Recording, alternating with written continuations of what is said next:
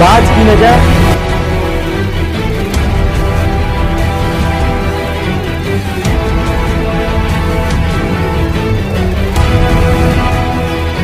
चीते की चाल,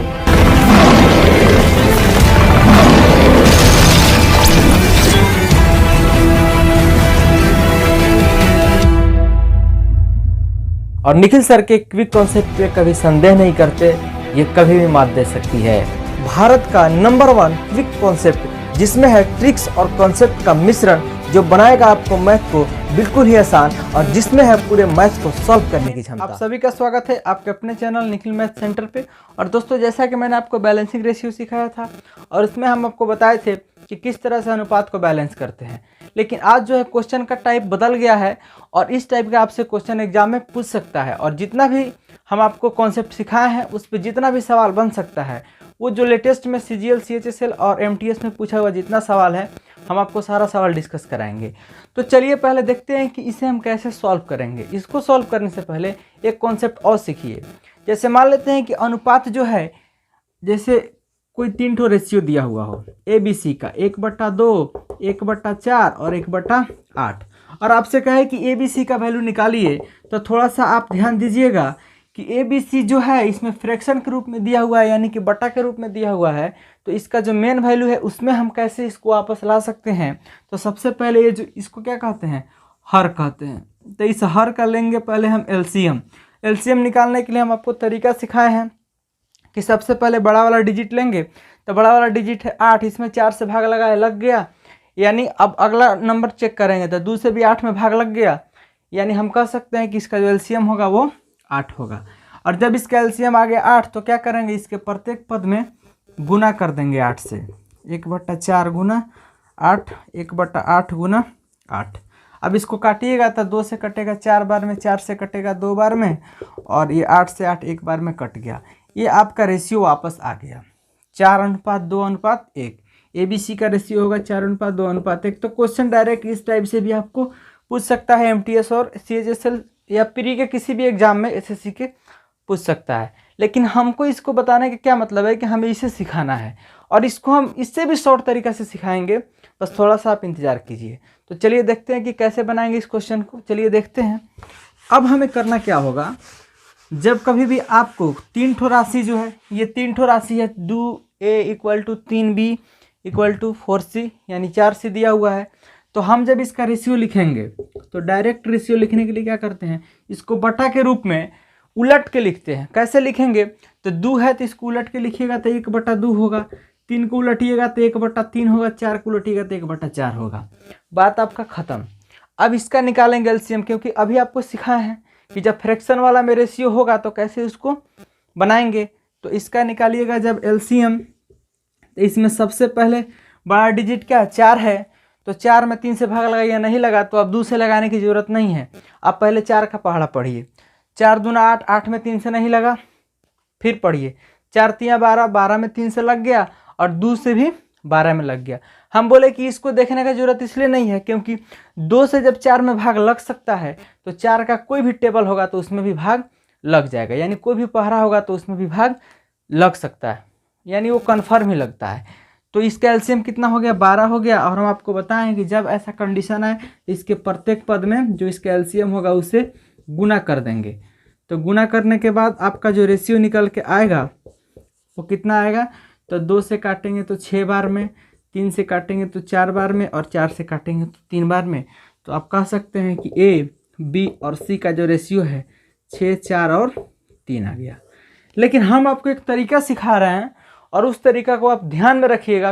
कभी भी किसी भी प्रकार का क्वेश्चन इस टाइप का पूछेगा तो आपको गलती होने का संभावना ही खत्म हो जाएगा। तो कैसे होगा, तो आपको निकालना है A, B और C का रेशियो।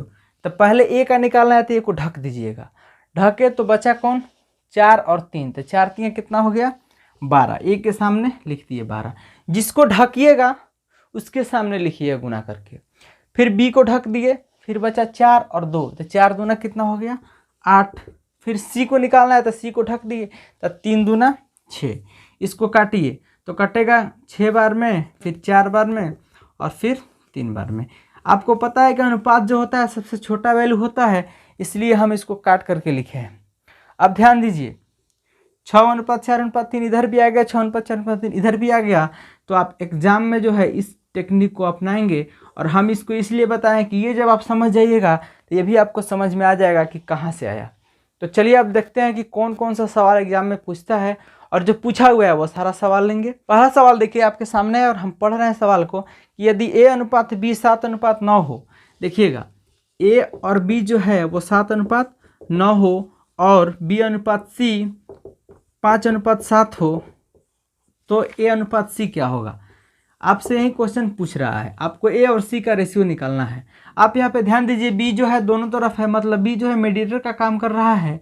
तो B यहाँ पे पहले चेक कर लेंगे सेम है कि नहीं, सेम तो नहीं है, इसको सेम करेंगे। तो सेम करने के लिए इधर कितना 5 से गुना करेंगे इसके वाला डिजिट से, और इधर कितना से गुना करेंगे 9 से गुना करेंगे।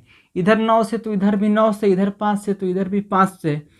रूल होता है रेशियो का कि जितना संख्या से इधर गुना कीजिएगा उतना संख्या से उधर भी गुना करना पड़ेगा। तो अब आपको रेशियो लिखा गया, A, B और C का रेशियो लिख दिए। तो A का 5 सत्ते 35 और B का 45 और C का कितना हो गया 9 सत्ते 63। अब ध्यान दीजिएगा A और C का लिखना है, तो A के जगह पे क्या है 35 है और C के जगह पे 63 है। तो 7 से काटिएगा 5 बार में और 7 से काटिएगा 9 बार में, तो 5:9 क्या हो गया आपका आंसर हो गया। तो आप इस तरह से क्वेश्चन को बहुत ही आसानी तरीका से बना सकते हैं। अब अगला सवाल देखिए, अगला सवाल हम पढ़ रहे हैं कि यदि X/Y 3:1 हो, 3:1 हो तो x³ ध्यान दीजिएगा -y³ अनुपात x³ + y³ क्या होगा। ये क्वेश्चन काफ़ी इजी है, लेकिन अगर कॉन्सेप्ट के हिसाब से देखा जाए तो इसका जितना भी आंसर कोई भी बनाता है, हम बनाए या आप बनाए, ये जो है गलत हम लोग बनाते हैं। कैसे गलत बनाते हैं थोड़ा सा समझिए। मान लेते हैं हम आपको रेशियो में बोले हैं कि इधर जितना से गुना करना पड़ेगा, जैसे X/Y है 3:1 है, हम बोले कि जितना इधर से गुना कीजिएगा उतना इधर भी गुना करना पड़ेगा। ये रेशियो का रूल होता है। ये अभी वेरिएबल टर्म में है, अगर हम इसका क्यूब करेंगे इसका क्यूब करेंगे तो 3 बार, 3 बार, और एक जो है ये भी 3 बार। अब हमको यहाँ पे ध्यान दीजिएगा, 3 बार आया, एक 3 बार आया। हम आपको बोले हैं कि जब कभी भी आप रेशियो में जितना इधर से गुना कीजिएगा उतना इधर से भी गुना करना पड़ेगा। आप इधर 3 से कर दिए, इधर 1 से कर दिए, यानी ये रूल जो है आपका गलत हो गया। लेकिन क्वेश्चन जो है इसी टाइप पे पूछता है, तो हम लोग इसको 3 मानते हैं, x का वैल्यू और y का वैल्यू 1 मान के यहाँ पे पुट कर देंगे तो आपका आंसर निकल जाएगा।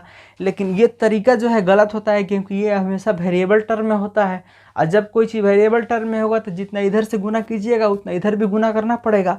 लेकिन यहाँ तो क्यूब का कंडीशन आ गया है, इसका क्यूब करेंगे तो इसका भी क्यूब करेंगे। लेकिन ध्यान दीजिए यहाँ हम 3 गुना 3 लिखे हैं, तो इधर भी 3 गुना 3 से गुना किया ना, तो इधर भी 3 गुना 3 से गुना करना पड़ेगा। क्यों? तो एक बार और थोड़ा समझ लीजिए, जैसे लिखा हुआ है x³ और y³, तो 3 गुना 3 अनुपात 1 गुना 1 गुना 1। अब ध्यान दीजिए, बताइए इधर से हम लोग एक इसको काट सकते हैं, इधर किसी भी डिजिट से नहीं काट सकते हैं। तो जब इसको हम नहीं काट सकते हैं तो इसको कैसे काट सकते हैं, तो 3 का पावर 3 अनुपात 1 का पावर 3, मतलब ये पावर से पावर हम लोग काट सकते हैं। लेकिन जो कि ये गलत होता है, पावर से पावर कभी भी नहीं कटेगा, क्योंकि ये बेस क्या होना चाहिए, सेम होना चाहिए, जो बेस यहाँ पे सेम नहीं है। तो इसको ज़्यादा खींचने का ज़रूरत नहीं है, आपको सीधा क्या करना है, x का वैल्यू 3 और y का वैल्यू 1 मान करके आंसर निकाल दीजिएगा, आपका आंसर आसानी से निकल जाएगा, ज़्यादा सोचने की ज़रूरत नहीं है। तो यहाँ पे x का क्यूब करेंगे तो 27 हो गया, 1 का क्यूब करेंगे तो 1 हो गया, और यहाँ ध्यान दीजिए फिर x का क्यूब 27 हो गया, 1 का क्यूब 1 हो गया, तो 27 में से 1 गया तो 26 और 27 में 1 जोड़ दिया तो 28। इसको काटिएगा तो 13:14 आपका आंसर आ जाएगा। जिस ऑप्शन में होगा वही आपका आंसर होगा। तो 13:14 ऑप्शन नंबर ए में है, तो आपका आंसर हो गया ऑप्शन नंबर ए। ये क्वेश्चन पूछा हुआ है, ये मेरा क्वेश्चन नहीं है। तो देखिए कितना आसानी से क्वेश्चन बन गया। तो चलिए अगला सवाल देखते हैं। अगला सवाल देखिए कि 12, 21, 8 का चतुर्थ समानुपात क्या होगा। देखिए 12, 21 और 8 का आपसे चतुर्थ समानुपात पूछा, यानी चौथा समानुपात x मानेंगे, और चतुर्थ समानुपात निकालने के लिए क्या करते हैं, इस दोनों को गुना करते हैं और ये बट्टा में चला जाता है। तो 21 गुना 8 बटा 12, इसको काटिएगा 4 से 3 बार में, 4 से 2 बार में, 3 से 7 बार में, तो x का वैल्यू कितना हो गया 14 हो गया, जिसको हम चतुर्थ समानुपात कहेंगे, यानी चतुर्थ समानुपात का वैल्यू कितना हो गया 14। तो चलिए अगला सवाल देखते हैं। अगला क्वेश्चन देखिए, अगला क्वेश्चन है कि a अनुपात b जो है ये कितना है 5:7 है, और c अनुपात d 2a अनुपात 3b, तब ac अनुपात bd क्या होगा।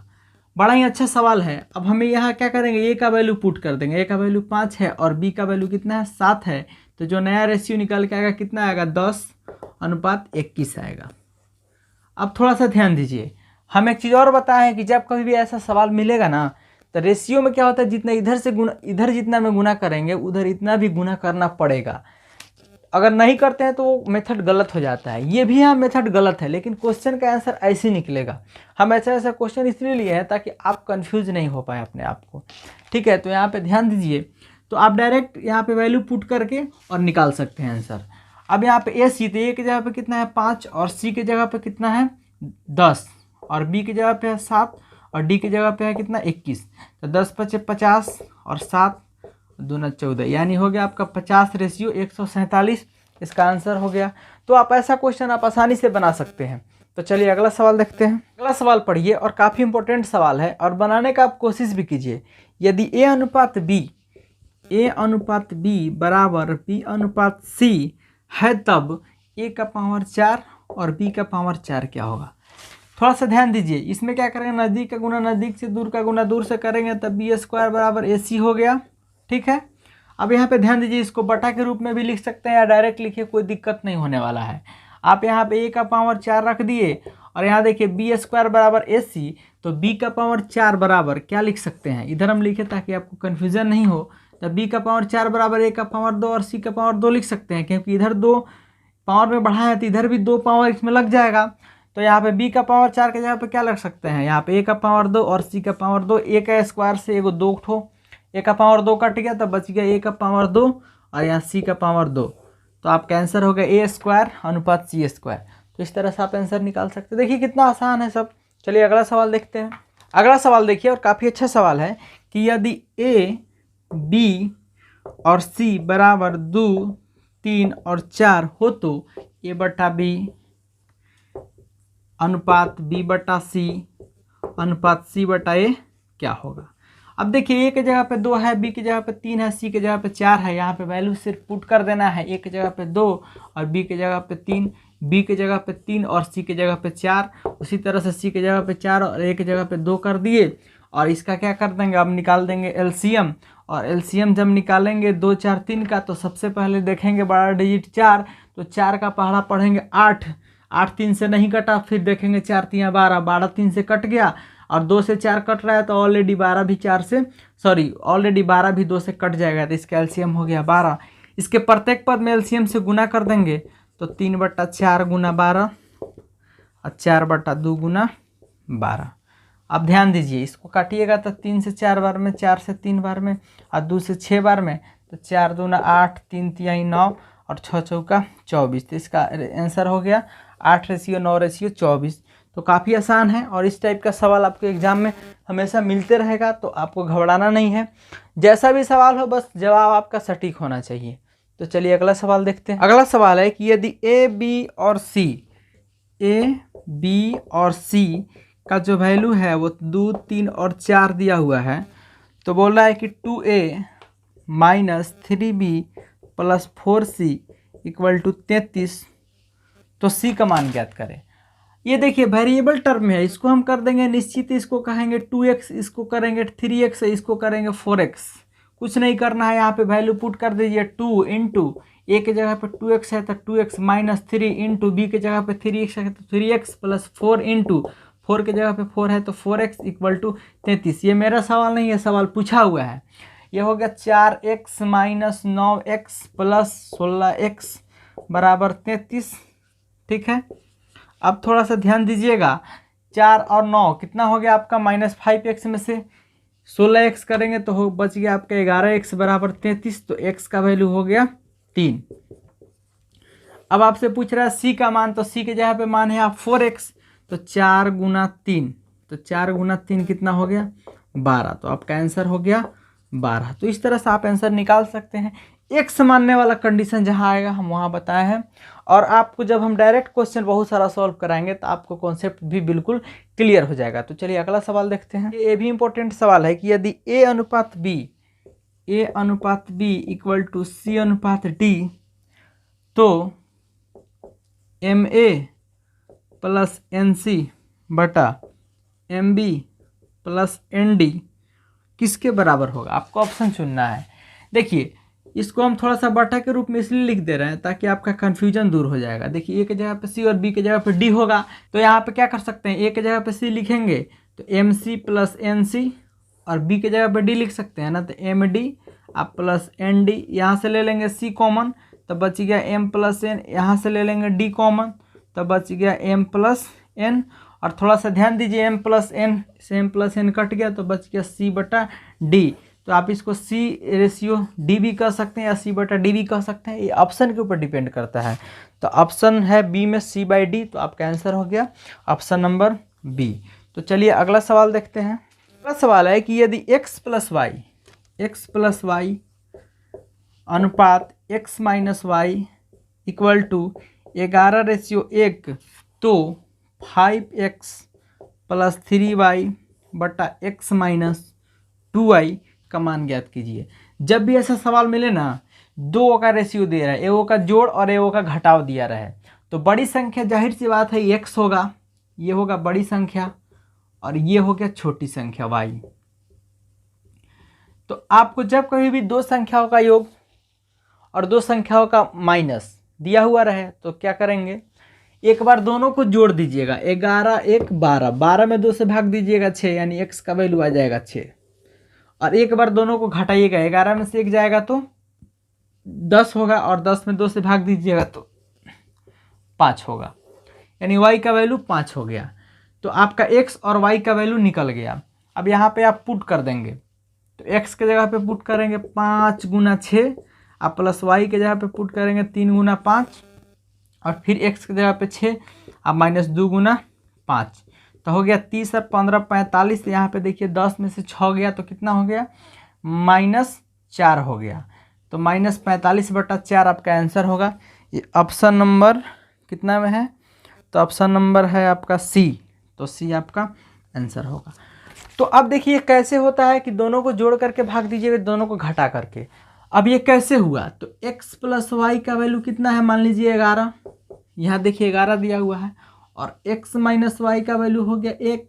अब सुविधा अनुसार इसको जोड़िएगा तो माइनस से अब प्लस कट जाएगा, तो बच गया 2x बराबर 12। तो x बराबर कितना हो गया, 2 से काटिएगा तो 6 हो गया। x के जगह पे यहाँ 6 पुट कर देंगे तो एक y का वैल्यू 5 होगा। तो हम आपको एक तरीका सिखा दिए हैं कि जब कभी भी दो संख्या का जोड़ और दो संख्या का घटाव दिया रहे तो एक बार दोनों को जोड़िएगा तो 11 जोड़ 1 12, 12 में 2 से भाग दीजिएगा 6 आ गया, और एक बार दोनों को घटाइएगा, 11 में से 1 गया तो 10, 10 में 2 से भाग दीजिएगा तो 5 आ गया। ये इसमें नहीं, आप कहीं भी ऐसा ट्राई कर सकते हैं, और आपका इक्वेशन भी दिया रहे तो वहाँ एक्स वाई का वैल्यू डायरेक्ट आप निकाल सकते हैं। तो चलिए अगला सवाल देखते हैं। सवाल और ये लास्ट सवाल है, इसमें एक आपको तरीका सिखाने वाले हैं, इसके बाद आप बैलेंसिंग रेशियो वाला एक भी सवाल आपसे नहीं फंसेगा और बहुत अच्छे तरीके से सॉल्व कर जाइएगा। तो चलिए देखिए सवाल है कि यदि x बराबर 1/3 y और y बराबर 1/2 z, तो x और y और z का आपसे रेशियो पूछ रहा है। थोड़ा सा ध्यान दीजिए, अगर हम इसको थोड़ा सा चेंज कर देंगे यानी x बटा वाई बराबर 1/3 लिख सकते हैं, क्योंकि ये गुना में इधर जाके बट्टा में हो जाएगा। उसी तरह से y बटा जेड 1/2 लिख सकते हैं। आपको कुछ नहीं करना है, जो जहाँ है ना वहाँ फिट कर दीजिए। आप ये तरीका जान लीजिए, x के जगह पे 1 है तो 1 फिट कर दीजिए, y के जगह पे यहाँ पे y के जगह पे 3 है तो यहाँ 3 फिट कर दीजिए बस। अब यहाँ देखिए y के जगह पे 1 है तो 1 फिट कर दीजिए, z के जगह पे 2 है तो 2 फिट कर दीजिए। देखिए 3 के सामने खाली जगह है तो यहाँ 3 भर दीजिए, 1 के सामने खाली जगह है तो 1 भर दीजिए, बस बात खत्म। और आपस में गुना कीजिए, 1 गुना 1 1, 3 गुना 1 3 और 3 गुना 2 6, 1:3:6 XYZ का रेशियो हो गया। ये तरीका सीख लीजिए, ये सबसे शॉर्ट है, आपको कहीं नहीं ये तरीका मिलने वाला है। तो आप देखिए कितना आसानी से सॉल्व हो गया। यहाँ जो बैलेंस करते थे, सेम करते थे, वो झंझट खत्म हो गया। बस जिसका खाली है ना जगह सामने में, उसको पुट कर दीजिए और गुना करके लिख दीजिए। आपको किसी भी टाइप का ऐसा क्वेश्चन होगा तो आप आसानी से उसे बना सकते हैं। तो आप तो यहीं पे हम वीडियो ख़त्म करते हैं, फिर मिलेंगे अगले वीडियो में, और उसमें हम रेशियो का लेवल 3 पढ़ाएंगे, और इसमें जो है थोड़ा सा अच्छा सवाल भी होगा। तो आप हमारे नए व्यूअर हैं तो चैनल को सब्सक्राइब कर लीजिएगा और बेल आइकन भी प्रेस कर दीजिएगा, क्योंकि आने वाला सारा वीडियो का नोटिफिकेशन आपको मिलता रहे। चलिए फिर मिलते हैं नेक्स्ट वीडियो में।